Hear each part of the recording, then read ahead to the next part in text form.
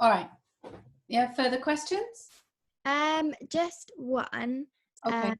that I've thought of. Where have you gone? Okay, so I know that this doesn't belong here, but I've just plonked it on the beginning of the discussion. But it's sort of an overview of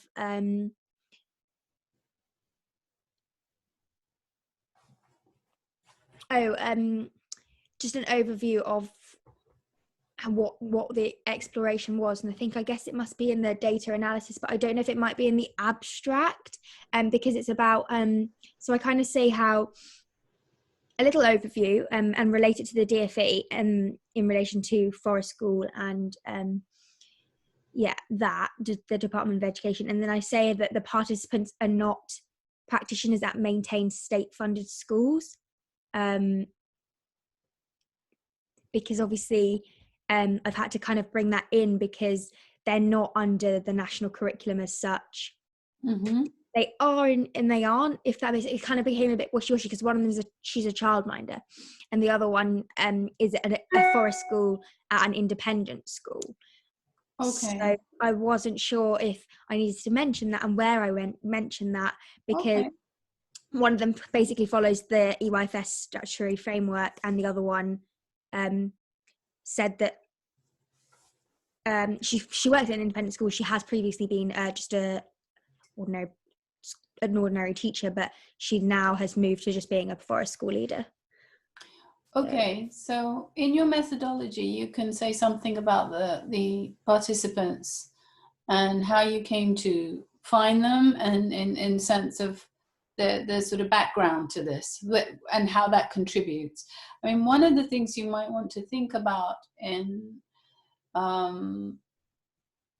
just the general way that you've looked at this, I don't know in your literature or even actually in your introduction, whether you said something about the scarcity of, maybe if that is a case, of qualified, the scarcity of qualified instructors that are recognized, if that is an issue. Is it an issue, is my question, generally? Sorry.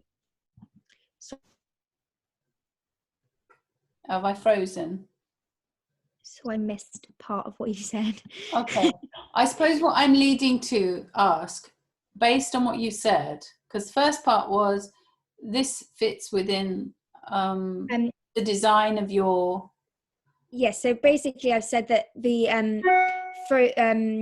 I've kind of done a little introduction in terms of why this is an important part of the research, and of course that kind of is in the introduction, but why I've brought it in here is because I've said that I've asked questions in relation to the national curriculum, and I had to sort of adapt those questions when speaking to each participant.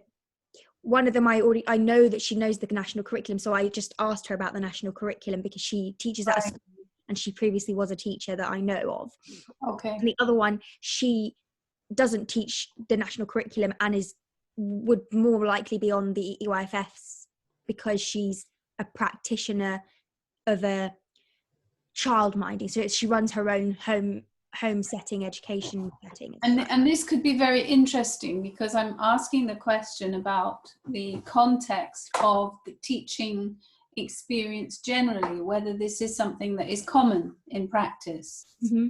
And if so, does this lend to your arguments about how we might structure or see Froebelian principles and philosophies about education and the practice of forest schooling, and perhaps ways in which this can inform mainstream training? You see that's, and I think this is where your analysis could be very helpful. Okay. Because you could say, and we look at limitations of research when we carry out research, but actually those limitations might add further to your arguments about what we should be thinking about. Okay. How to reconfigure things if it's possible, because there is a shortage of qualified people who think in the way that these practitioners think and apply their pedagogy. And I think there's something here that you can make more of. Okay, yeah, definitely. I can see where that comes in. With it's more to do with the child-led, because the participants had said that because they've come from a background of being ex-teachers or such, they had to relearn a lot of what they and unlearn all And of those habits they had adopted. So that's in your interview? Does that come out? So both of them said that they had that's a real golden nugget, okay? Yeah. Because what you're trying to do in your analysis is say, okay, these are my findings, as we said before, and this is what we know of the context based on what I've looked at in the literature. My research questions are really trying to probe further to see whether there's something that we need to develop or enhance more in the training, existing training that we offer, you know, for practitioners. And this certainly seems to be a demand, potentially. Do you see what I'm saying? That practitioners are able to be qualified in mainstream education, but also qualified with knowledge and expertise or skills that help them to adapt, rather than being forced to relearn because of the sort of structure of professional sort of training. And I think that's something that you can really develop in your analysis and then go into your conclusion, you see. That's really good. So, you know, you may have only had 2 interviewees. You might have had some challenges. There might have been some limitations that even your participants acknowledge. And struggles that they've had, but these struggles actually seem to bring more to the surface, things that you're wanting to discuss and engage with and make arguments for. And I think that's what you can then. So I just kind of focus on that. Okay, so it's not that it goes in, it's more that it goes in the methodology, that part about.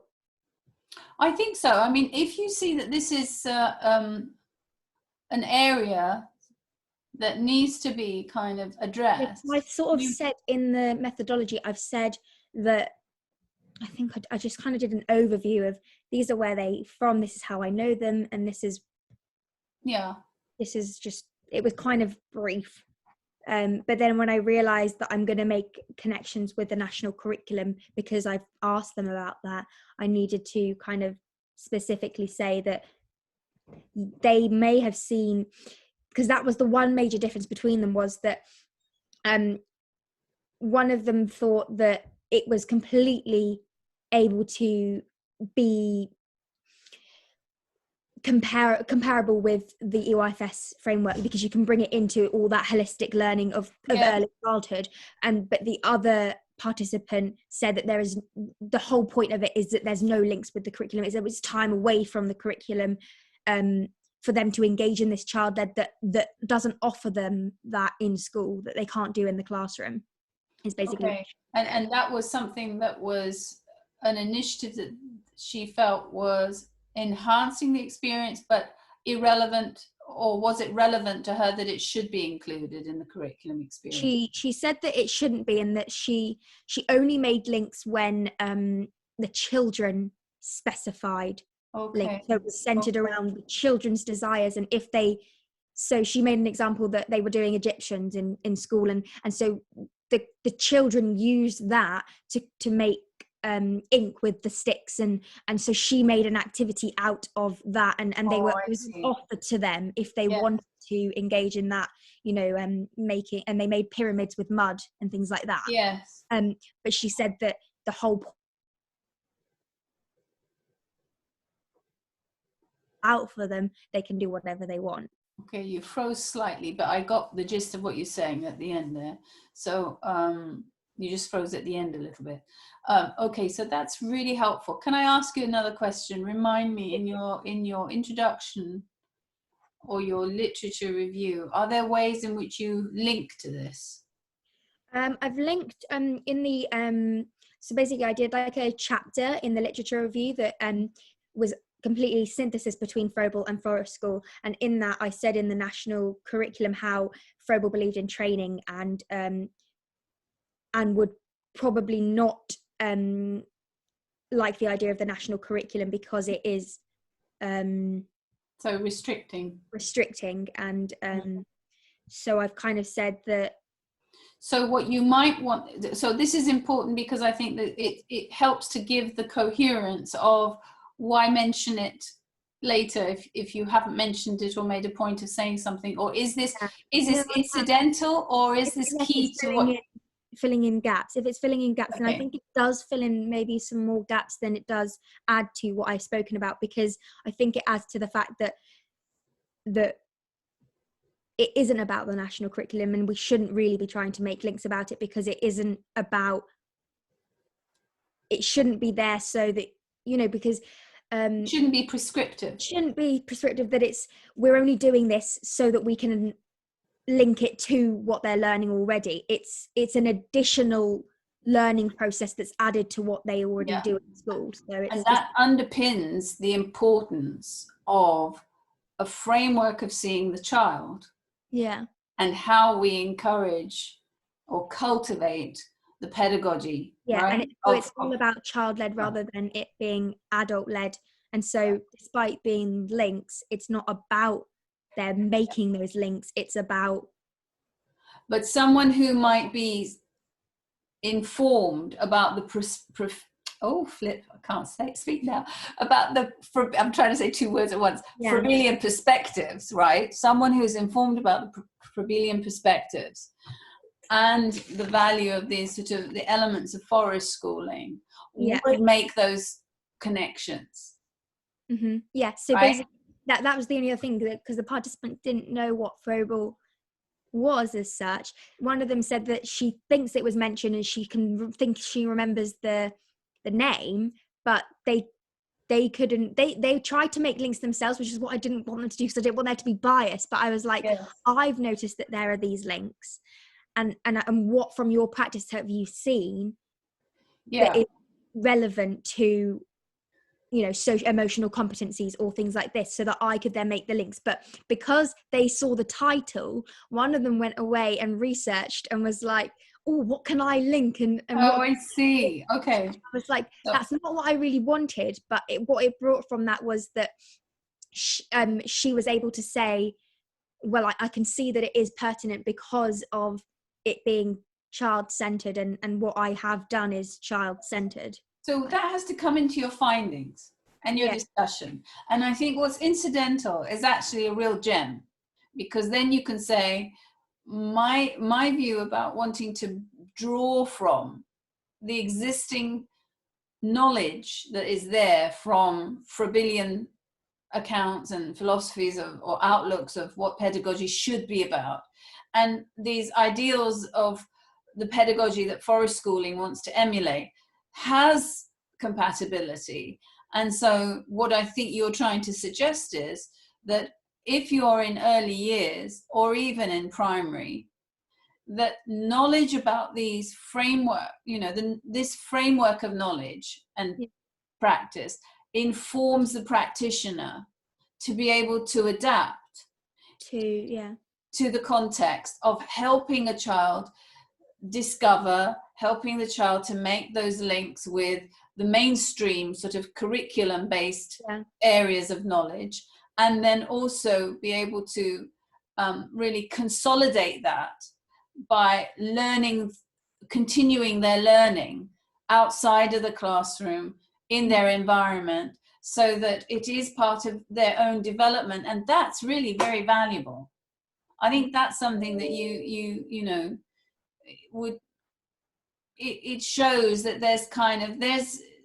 there's something there in your conclusion that can help to consolidate, to reinforce what it is you want to say, and say, though some findings were incidental, they were very helpful to reinforce the need or the value of looking at these. So I think that's and there was something else that both of them said that I didn't speak about in the literature review at all, and I wanted to sort of bring it in some way, because it's kind of a hidden gem. But basically both spoke about, because I asked them what particular children it could help, and I was sort of hoping it would uncover something similar to this, but what they both said is that children with social and emotional difficulties and ADHD and autism, it can particularly help them for self-regulation because of, etc. Okay. What they really said was, and it relates to the child as a plant, is that the participant said that when he was outside, you could see him growing and growing each day into, and flourishing. And I was like, that is just completely everything about the whole plant flourishing and needing that aspect to grow. But because I've not talked about SEN, I don't know how to bring that element in. No, I think that's an extension of where the analysis is taking things. When you start to look at it, you can say there are certainly implications here then for how you can adapt the metaphor, right, into practice. You've frozen again. Yeah, you froze again. I was just there like, I think thought, and I'm probably very animated. When it's recording, will it have got that, or will it? Yes, probably.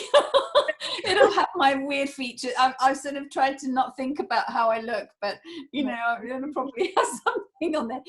But I will just send it for you because this is between you and I, so that's fine. Oh dear me.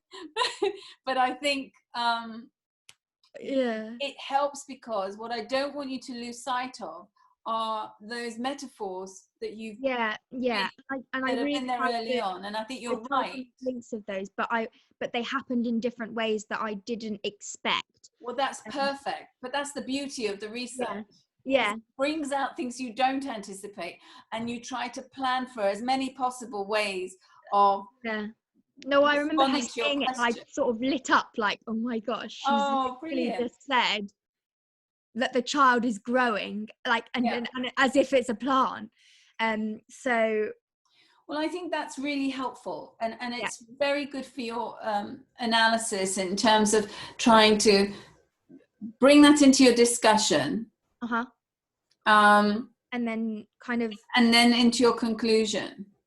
Right, into the conclusion. Okay, because it is sort of based on emotional competencies, I've kind of extended it from the emotional competencies and saying that in particular it helps to, because they were talking in relation to self-regulation, and both participants did speak about how the environment and the activities that may be presented can help children to self-regulate, and they made that very clear through using it to help ADHD children. So I think I would maybe need to talk about the fact that there is this idea that they can't self-regulate because of their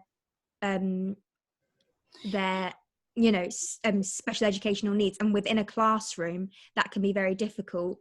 I think it's worth trying to find some literature to support that as well. Yeah, because I have got a bit on how I have found some in relation to how I remember reading something about how they can't self-regulate unless they're in a situation where there's rules or something like that. Structured, yeah.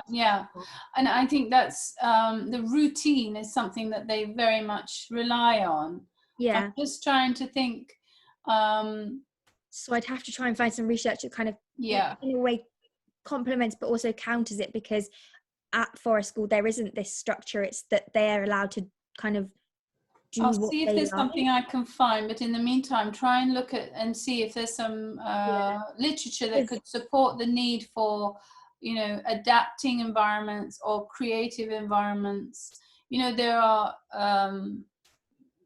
different mediums of trying to encourage youngsters with additional needs to feel like that they can thrive. Music is one of them, for example, and creative play as well. So it's worth having a look, but I'll have a look, and you have a look as well in terms of literature that you might find to support that.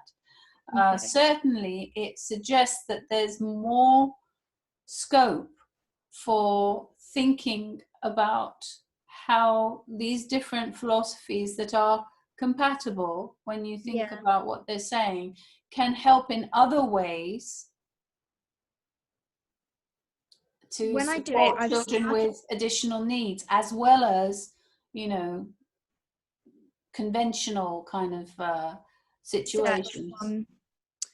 From Knight, who developed most of the literature around forest schooling, she does have a couple of chapters on it being particularly helpful to children with special educational needs.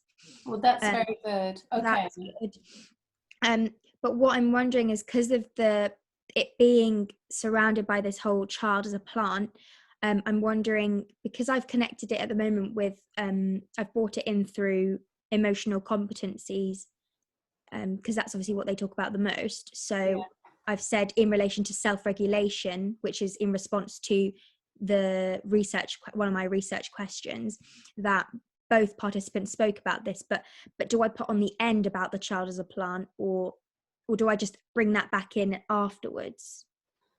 I think you can make a note to how this does resonate with the kind of organic way of looking at the child, right? Yeah. And then make links again to it in terms of your conclusion. Okay. Yeah, so like reiterate it. And I think if you pick up and signpost to your reader how you've made this connection, and it's interesting how your respondents both identify with that. Yeah, that there was a lot of things that they did both identify with, which was interesting, because they aren't from similar backgrounds and similar practices. They're from completely different end of the spectrum. She's doing year 2 for a school, a 1-hour session a week, and the other person is just a childminder that has children come to her home setting and goes out every day with the children. And yet she follows the same sort of forest schooling.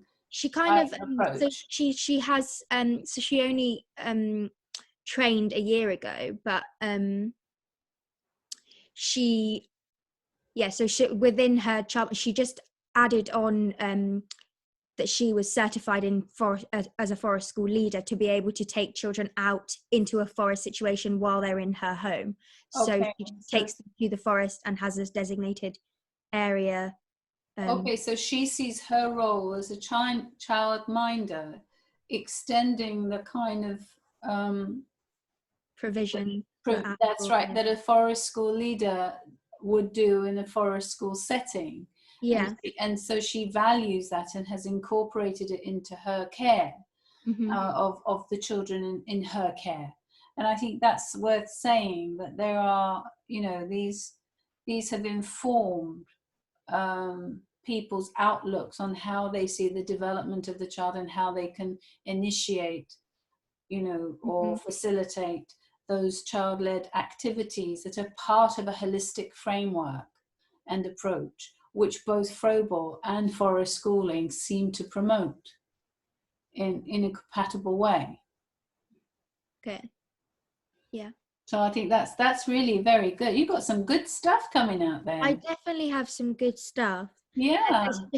And I know that it is gonna, once it's all together, it's gonna be fine. But at the moment, it's just a bit of a mess. Oh no, I've got I know. So much I want to say, and I've just thrown it all out onto the page. Yeah.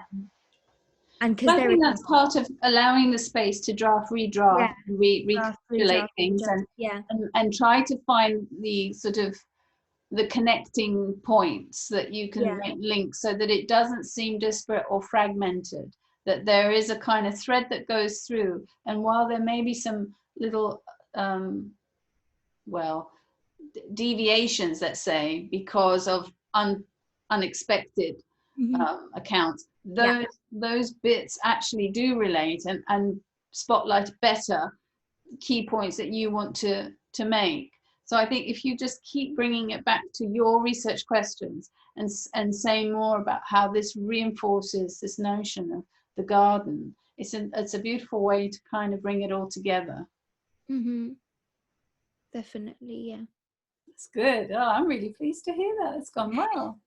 It has, yeah. It did uncover a lot of things Because that's the challenge always when you want to put yourself into one camp and say you follow this sort of way, that you are actually discounting other possible ways in which you can kind of bring together sort of practices, and if it is about professional development as well, that helps to support the child's learning, then it's really key to framing the knowledge of how the child develops and how you see the child. And that framework is something that you are kind of trying to unpick and tap into in a way to sort of piece together how these different perspectives actually would work really well together and inform mainstream practice too. Yeah, definitely. It does. I think that's the hopes as well, that it can be something, because at the moment there are people bringing it in, and I've noticed it around my area that people are bringing in forest schooling to their practices, but it's not in the way that if you were to separately become a forest school leader and just do a practice, say in a child minding area, because you have this national curriculum that you are that can kind of constrains you a little bit. They're using it and kind of going, the main point of it is because it's teaching children to care for their environment.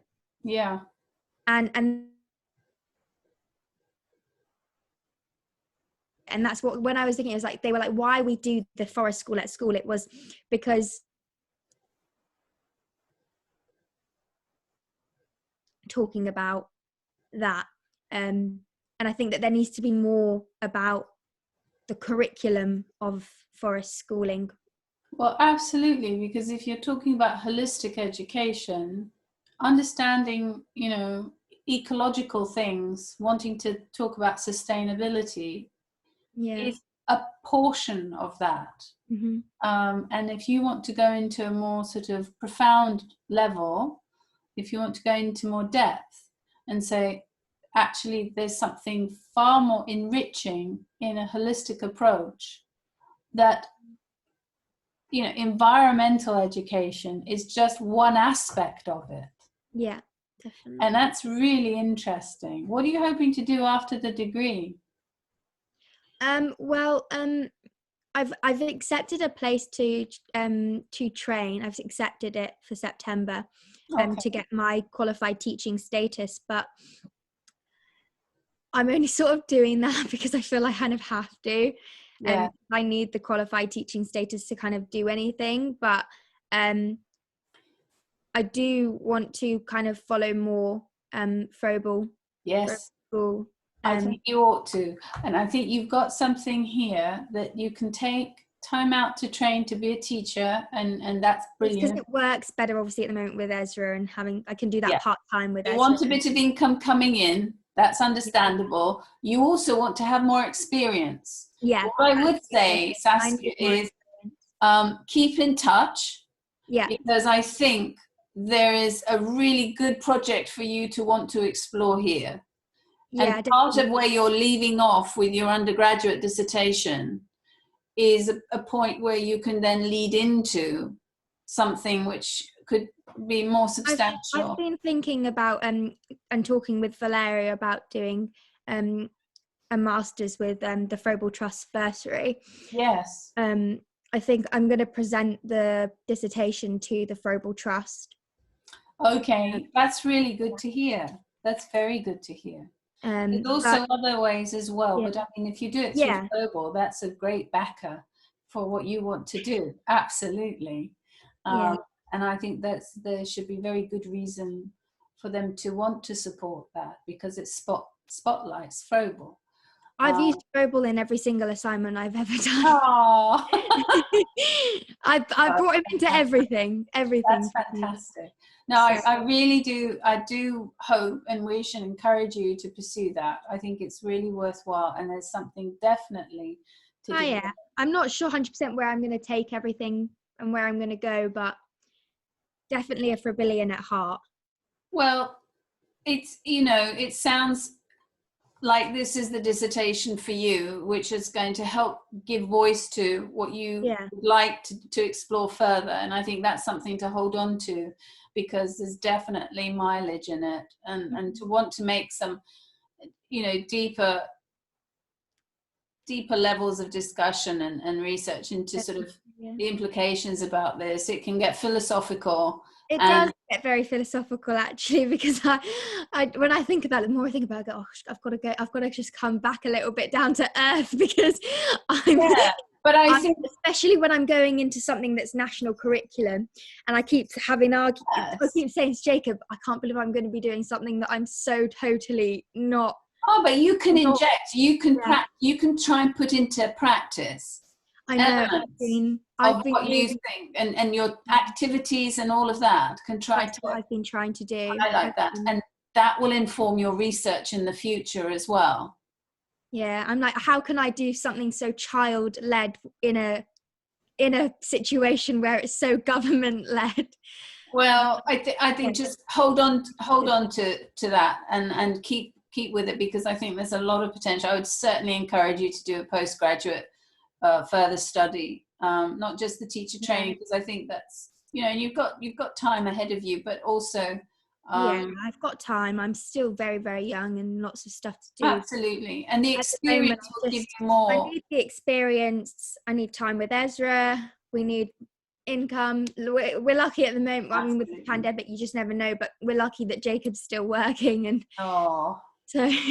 Well, look, good luck with that. Hold on to the sort of momentum that you've got now, and don't lose sight of the future with the project, because I think that's there for you when you're ready. Yeah, I was hoping that that brings a leeway into me hoping to do forest school and leading the forest school at the school that I am placed in. So this would hopefully inform that as well.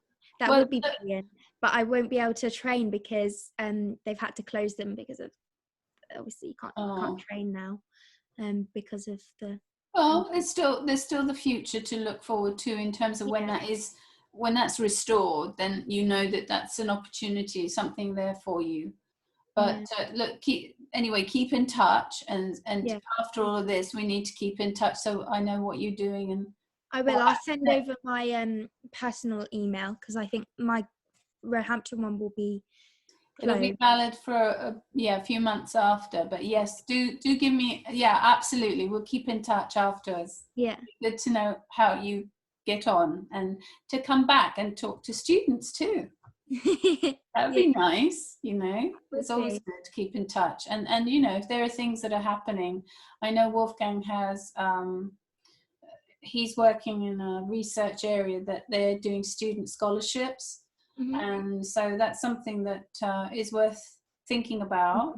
And it just is, it's about whether, and there might be something here, Saskia, for you to look into for the future. So, because we were just talking about that today the as last few months. Let's get you through the degree. Yes, absolutely. It's dragging on now.